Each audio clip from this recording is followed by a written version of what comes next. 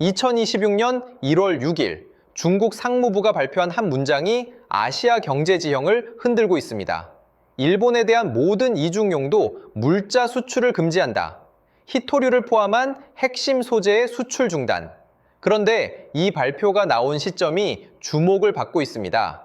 바로 이재명 대통령의 중국 국빈 방문 기간 중이었기 때문입니다. 미국 블룸버그는 이 상황을 이렇게 전했습니다.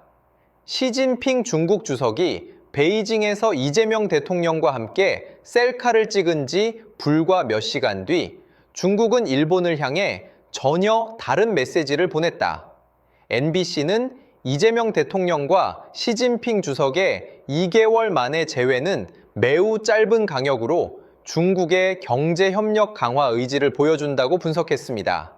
CNBC는 베이징이 일본과의 관계가 수년 만에 최저점에 도달한 시점에서 한국과의 경제 협력과 관광을 증진하려는 중국의 강한 관심을 반영한다고 보도했습니다.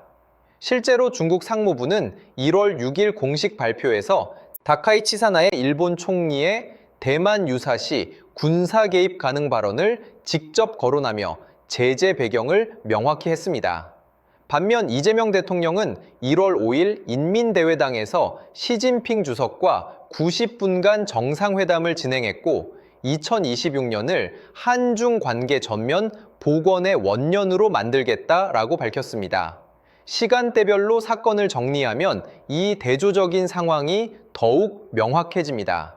1월 4일 이재명 대통령이 베이징에 도착했습니다.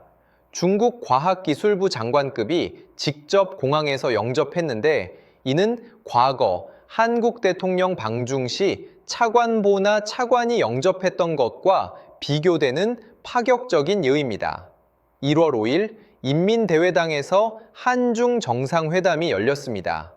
21발의 예포와 의장대 사열이 진행되었고 양국은 경제 문화, 기술 협력을 위한 국외 분야 양해각서를 체결했습니다. 같은 날 저녁 시진핑 주석은 이재명 대통령에게 선물한 샤오미 스마트폰으로 함께 셀카를 찍었고 이 사진은 SNS를 통해 공개되었습니다. 1월 6일 한중 정상회담 다음 날 중국 상무부는 일본에 대한 이중용도 물자 수출 금지를 발표했습니다. 이중용도 물자에는 히토류, 반도체 소재, 드론, 통신 장비 등 1,000여 개 품목이 포함되어 있습니다. 일본은 전기차와 반도체의 필수적인 히토류의 약 60%를 중국에서 수입하고 있습니다. 중국은 여기서 한 발 더 나아갔습니다. 제3국이 중국산 히토류를 일본에 재수출하는 것도 금지하는 세컨더리 보이콧 조항까지 포함했습니다. 유라시아 그룹의 선임 애널리스트 제미체는 베이징이 이재명 대통령의 균형 외교 의지를 활용해 한국과 일본 사이를 구분하려는 의도가 분명하다고 분석했습니다. 대만 글로벌 비전의 정치 전문가들은 이재명 대통령의 행보는 유연성이 있다. 경제 협력을 통해 한국 경제를 살리고 중국의 영향력을 활용해 북한 위협을 관리하려는 실용적 접근이라고 평가했습니다. 반면 일본은 중국의 제재에 매우 유감이라는 입장을 밝히며 철회를 요구했지만 중국은 종료 시점을 명시하지 않아 중장기적 압박 카드로 활용할 것으로 보입니다.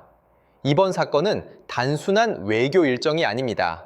한국이 미중 경쟁 시대에 어떻게 전략적 자율성을 확보하는지를 보여주는 사례입니다. 이재명 대통령은 중국과의 관계를 강화하면서도 1월 말 예정된 일본 방문을 통해 한국에게 일본과의 관계는 중국과의 관계만큼 중요하다고 명확히 밝혔습니다. 이것이 바로 균형 외교입니다. 어느 한쪽에 편향되지 않고 한국의 국익을 중심에 두는 외교 전략. 세계가 주목하는 이유가 여기에 있습니다. 이런 국제 정세 변화, 여러분은 얼마나 알고 계셨나요? 한국의 외교 전략이 실제로 어떤 성과를 만들어내는지 계속 지켜봐 주시기 바랍니다.